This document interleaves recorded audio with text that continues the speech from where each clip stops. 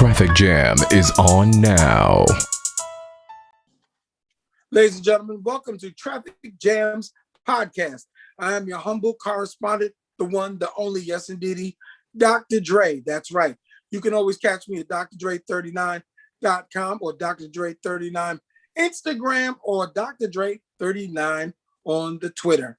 That's true. And I'm in Clubhouse at Dr. Dre39. We have a very special guest on today's program, ladies and gentlemen. We have the one, the only, the man himself, Mr. Styles P. What's up, Doc? How you feel, big bro? Man, I'm feeling great, man. I got to tell you, man, you've had a long, illustrious career, and I say that with a positive note. And I want to go back a little bit and find out, how did you guys, the Locks, Jadakiss, Chic, get together and form the group The Locks? Well, we've been rapping since we were pretty much young kids. And then around high school, we just started making tapes and working pretty hard. And then afterwards, we stuck with it and kind of just kept working hard. And eventually, we made a demo. That demo, Mary J. Blige happens to be from Yonkers, and she was on tour. And then she happened to get that demo to Puff. And from right there, we was off to the races. You're watching the Traffic Jam. So the group The Locks is really from Yonkers, New York. Yes, sir. What high school did you go to? I went to Charles E. Gordon. I went to Gordon High School, and all three of us did. Right. Now at Charles E. Gordon High School, was rap music / hip hop big at that time? Yes, it was. Yes, it was. It was the thing to do in the cafeteria. It was the thing to do. It was pretty much what we based our whole life upon, to be honest with you. That's how we got busy. Like, you know, we wake up in the morning, get to making music. You know, sometimes we cut class, make music, bang on the tables, all things of that nature. Pardon me, Doc, had to pull up a little bit. So, no problem. That's where we kind of started, you know, that's where the start of everything being super professional and on time and on point was, right then and there. That's so cool that you're driving during the Traffic Jam podcast, because that's what we do. We definitely got the Traffic Jam going on. But here's the thing, Styles. So you're banging on tables in the lunchroom. Yep. What kind of classes did you guys take where you could cut class and actually start making music? Did any of you take music classes? Chic and Kiss both took a music class. We went to Westchester Community College for a couple semesters. Well, me, I did one semester. I think Kiss did 1 or 2 semesters, the same with Chic. But they both took I forgot what it was, but it's something. Remember when it was reels? They was learning how to cut ice. Oh, cut quarter-inch tape. Yeah, man. Yeah, with the reel. That's so you go back that far to old analog tape. Yeah, definitely so. Definitely. So in that process of you guys getting together, starting to write, who decided to take over the lead role in the Locks? Or was it always just a free-for-all or a freestyle session? And then if that molded into a song, who took the lead always? It kind of depends whose energy is there. That's every man is pretty much equal in the group when it comes to working. So whoever has the idea first, whoever likes to beat the best, or whoever, you know, some days it's me with the idea, some days Sheik will come in with the idea, some days Kiss. It really kind of just depends on what we're doing, how we're doing it, and you know. Were you guys always the only members of the Locks, or was it a larger group at that time? Because I remember growing up where there was like 8 guys on a rap crew. Yeah, and everybody fought for mic time. The Locks has always been 3 people, but as far as D Block, that's more than us 3. Before we were the Locks, we were the Bomb Squad. It was more than it was 3 of us in the group, but it was more, you know, a bunch of our homeboys who also rapped, and just pretty much anybody in the school who came to the cafeteria or doing, you know, even the whole town. If you rapped, you know, you was in Cypress. Like I knew DMX years before any of us made it on, just from ciphering outside. So that was kind of pretty much the lifestyle if you was into that, you know. Was he always the same kind of DMX he is today? That whole with the gravelly voice and get at me, dog? Definitely, 1,000%. 1,000%. Yo, what up? It's your boy Ari Spears right now. Keep it locked. You watching Traffic Jam. It's gridlock. You ain't going nowhere. You got no choice. Tune in.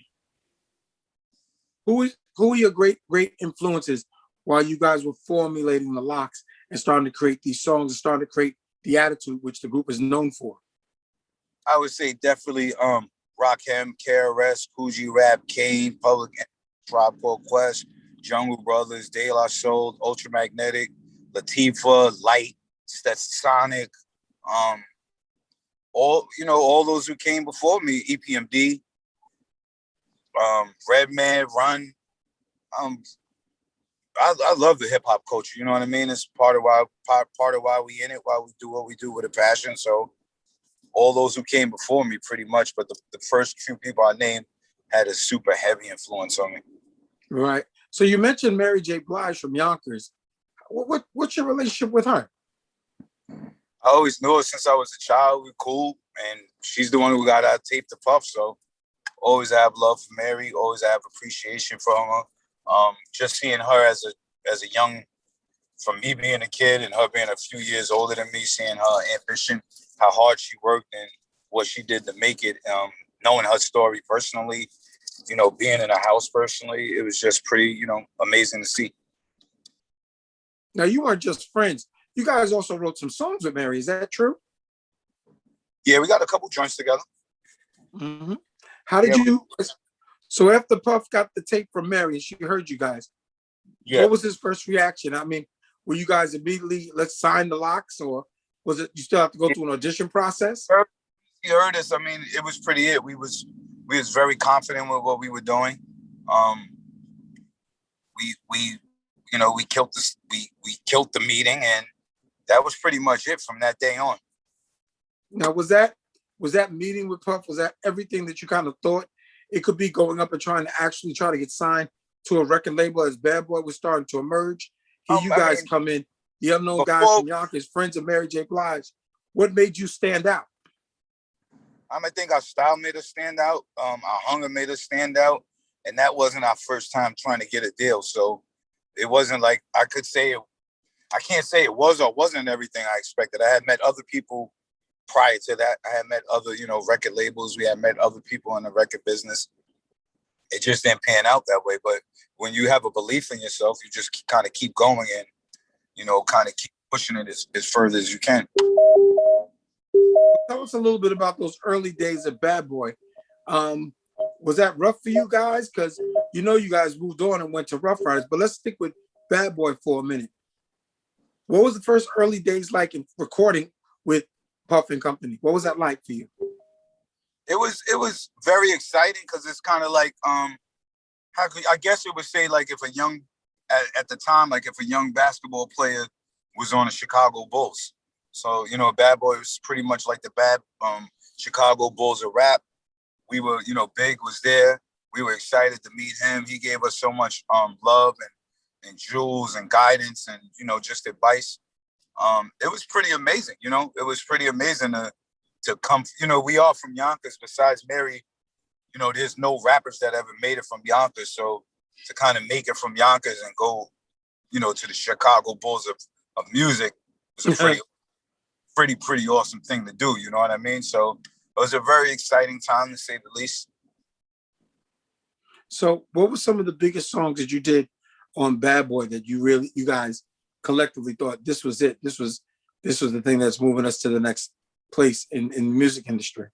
I didn't even think it was so much about, to be honest with you, by the time we got there, I already felt we had made it. Like, you know what I mean? You have to, like, people often ask that. I didn't really see just being able to make it and get on was pretty much, kind of the point. So it wasn't like we was looking at it to get on and just make hits. We just wanted to get on and kind of make music and let our music be heard and let people hear us. So to make it from the ghetto to Bad Boys was already a very, very, I'm from the south side of Yonkers, New York. That was a huge leap. So, right. Getting on, just making the music, it was just pretty much doing our job, doing what we do. It's like, that's what we do. That's our job. That's what we do. Was there a competitive edge inside of Bad Boy, as well as outside with different other rap groups that you guys wanted to be the big rap group of the moment? It's a competitive edge in hip hop, period. I mean, we're talking about the 90s here. This was the golden era. This is when you're hearing you're hearing Biggie, Nas, Hove, Wu-Tang, everybody who's kind of rhyming is really rhyming at an elite level. So even within the studio, every day we're competitive within each other, within the group. I love my brothers, but I'm not mad if you like one of them better, but I'm not getting on the song striving to be the least liked on the song. I want you to like me the most. If you don't, it's cool. But I think when you're an MC, you're competitive, period. That's part of your nature of being an MC. What drives that spirit? Where do you get the inspiration for what you've written and the songs that you've done? Because like I said, not only are you part of this group, you've also are a solo artist. So where's that inspiration, that competitive spirit come from? Pretty much life. Just life, and knowing you got to work super hard to even make it, especially underground rap, especially with the path that I've been given, is kind of always just know to quadruple up on the work to get the fair shot. So once you understand that and you kind of put that in your will, you then react and move with that drive. And I just kind of like, guess being creative. That's what I do. I'm an MC. So at some point, it's just in me to be creative, point blank, period. One of your biggest songs, Money, Power, Respect, where'd that come from? That come from striving to what we want to get out of life. Making a song, I guess projecting and manifesting the things we wanted out of life. Well, who came up with it? Who was the one who said, this guys, let's go with this. This is a good idea.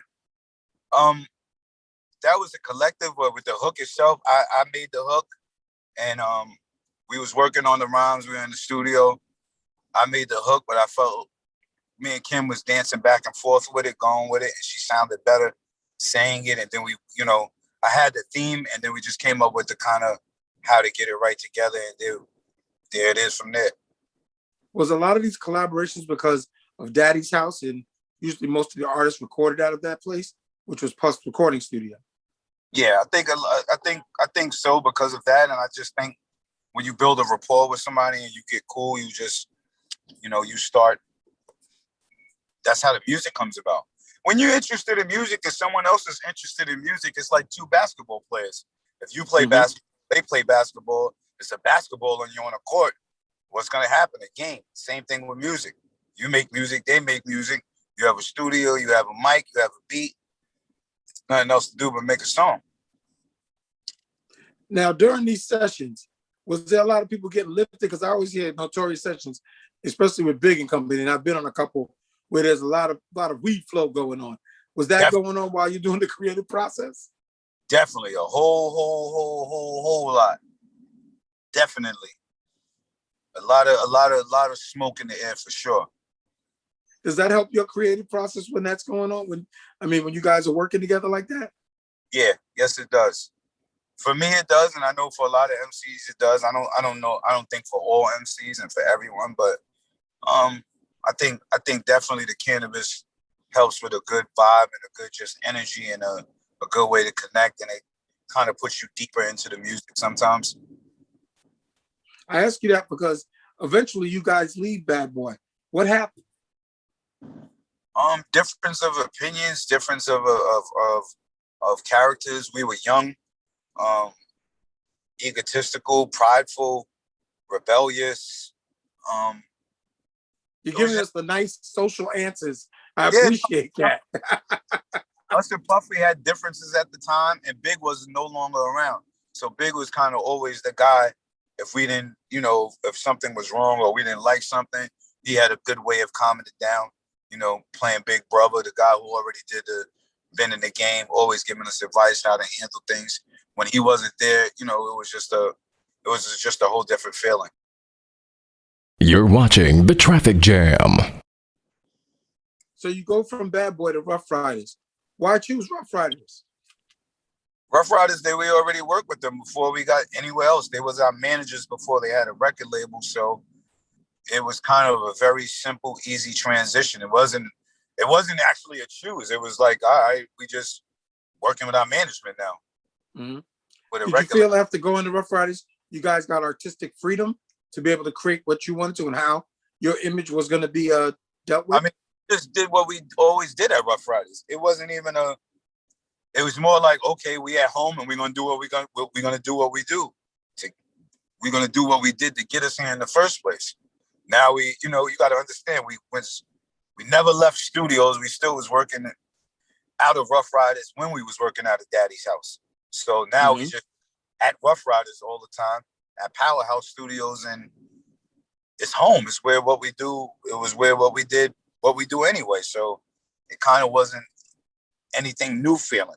It was more so like, okay, it's time for us to just do what we want to do, how we want to do it. And that was pretty much just the feeling of it. Well, you and Jadakiss have gone off to have very successful solo careers. Are the Lox preparing to come back together with a big relaunch? I know you put something out recently, but I mean something really, really big for everyone. Yeah. Is that in the work? We actually have a documentary coming pretty soon. We're just on the last final stages of that, and we have some music for the documentary. So yes, we do. Who do you listen to today? Who's on your top 5 list? Not because they're the best or anything. Just who's like on your top 5 Styles P list in your car when you hit the button and you're downloading your digital music. Who's on your top 5? Marvin Gaye, Curtis Mayfield, James Brown. Interesting. Those are my immediate 3, and then some scattered from right there. Big, of course, and that's my immediate go-tos. So, are you into today's hip hop artists and rap artists at all? Do you have any faves in that vein? Yeah. What do you call new? Like, how many years is new? Last 20. Make it. I'm gonna keep a big broad stroke. I like J. Cole. I like Kendrick. I like Dave East. I like Action Bronson. I like Joey Badass. I like Currency. I like Don Q. I like Griselda. There's a lot of people I like, actually. Cool. Very cool.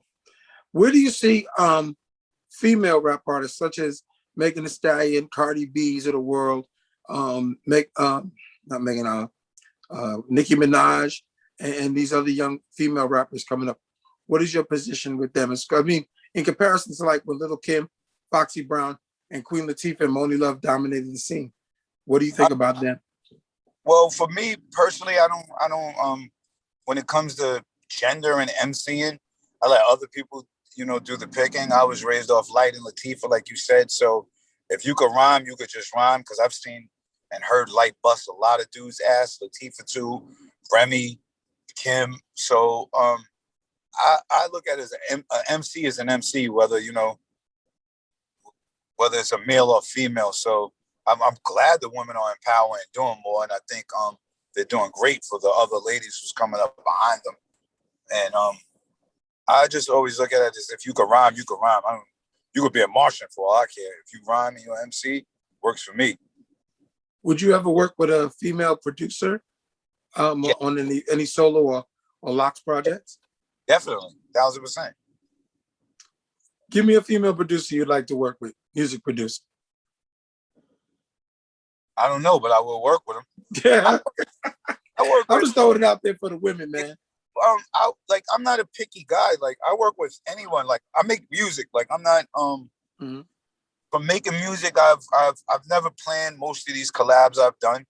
They wasn't planned. It wasn't a big to-do list. Just from making music, the energy kind of attaches you to people. The catalog grows. You connect with people, and then just end up making music. Like, people often ask me that. I really just make music. I like where the music brings me. I like to see who my next encounter is with, where we're gonna go from there. So I kind of just ride with the journey more so than I want to make a song with such and such, because I don't know that person as a person. Like, once you're in the music business, it's more I rather like you as a person and know I could be in the studio with you than just be a fan of you and want to do a song with you. I would like, probably to have met you and see if I, if there's a good energy or not. Because sometimes you may be a fan of someone and you may meet them in person and you may not like them. You're watching The Traffic Jam. Hello everyone, let's talk about supplement. This is a big world. So you have to understand supplementation. First, you wanted to eat proper food, plant food, to have the right amount of vitamin, nutrient. But also for somebody who trains a lot, you will need some supplementation to actually help your body go through soreness, recuperation, etc., etc. For those topics, you can actually DM me or find me on my Instagram, shopnatalie_WBFF3. You're now into a major entrepreneurial game, which I'm just head over heels with as far as being a health and wellness. I want to call you more of an aficionado, a entrepreneur. You got your own health and wellness juice stores. I call them juice stores or smoothie stores. And you got a pharmaceutical company. Tell us a little about, first of all, how'd you get involved with health and wellness drinks? Just trying to change my life up. When you make it in hip hop and you start living in wealthier neighborhoods, you see the difference of what's going on. I'm sorry, my brake is bugging. I don't know why. It's the Traffic Jams podcast. Your brake is supposed to bug. That's what we do here. With Styles P and Dr. Dre as he's adjusting his brakes on Traffic Jams podcast. Because my door's not all the way closed. Yeah, what happened is, I think just from being in hip hop and seeing how we lived in neighborhoods where we're not taken care of so good, and you start making money and you see other neighborhoods, it became kind of a personal mission. Then besides that, just of kind of being on my own journey, from being at home, my wife trying to get me and my children to eat healthier, and then from hanging out the juice bar, drinking juices and trying to get healthier. So it just kind of became part of my life. Well, where'd you start hanging out? What juice bar did you start hanging out that made you want to get into the juice bar game? Because Fruits of Life. It was 125th between Park and Madison. It's actually my partner Nigel. He used to own that, and that was around like 15, 17 years ago. I just used to frequent there a lot, and doing that and eating healthy at home and making juices at home kind of just switched everything for me, And what does that do? What does that do for you? Because we talked about this before in a different interview about how it helped with many different things with your health. You can tell everybody about that. Yeah, I mean, basically it helped. I had sinusitis, post-nasal drip, eczema. I'm 172 pounds right now. At that time, I was, 240, 230 something. So it just helped me cut the weight, lose the post-nasal drip, lose the eczema, helped me out with my temper. So it just brought a whole change about. Well, that's important what you're saying about the temper, because we discussed before that, you wanted to help kids and trying to change their lifestyles of what they actually ingest and keep their health and fitness going on. Tell us a little bit about pharmaceuticals. Pharmacy for Life is my wife and I's company. We're an online company. We sell black seed oil, oil of oregano, Irish sea moss, and bladderwrack, healing salt. Okay, hold on, because we're flying through there. I want to know a little bit about each thing. You do flaxseed oil. What does that do for you? Black seed oil is just a great thing for your immune system. It's going to work for your brain function. And at a time when it's cold, all warm, and viruses are running around, you want to take great things for your immune system. How do you take the flaxseed oil? It's black seed oil, like black people. Oh, black seed oil. Because I've heard of flaxseed oil too, but go ahead. They have that too, but we have black seed oil. You could take a spoonful of it. Some people incorporate it in their smoothies, but we also, for people who don't like to take the oil, we also do sell the veggie capsules. We also sell capsules too.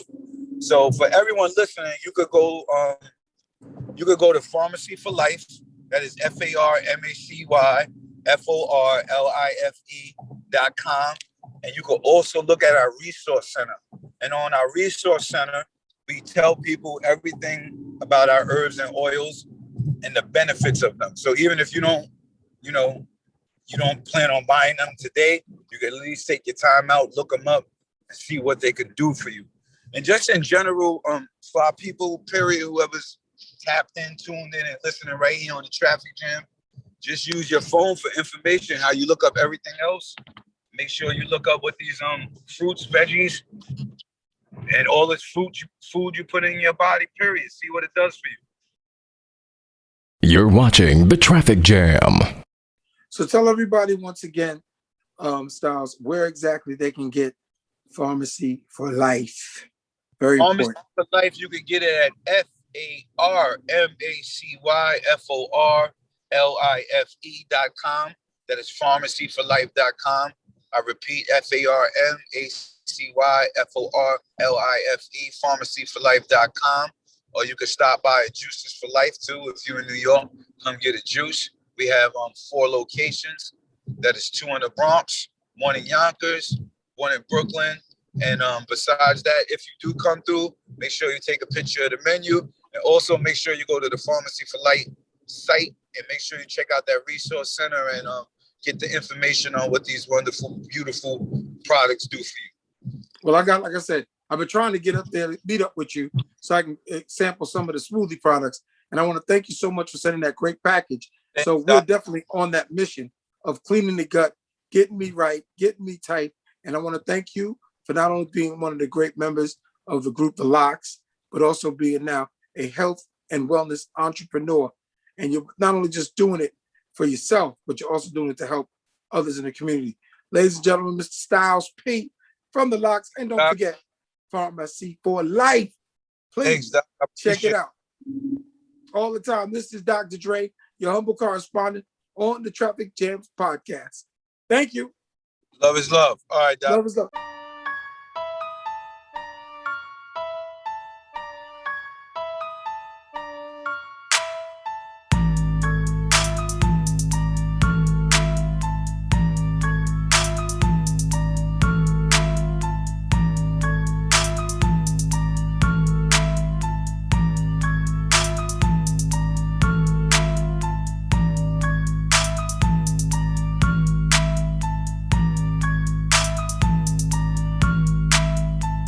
This is The Traffic Jam.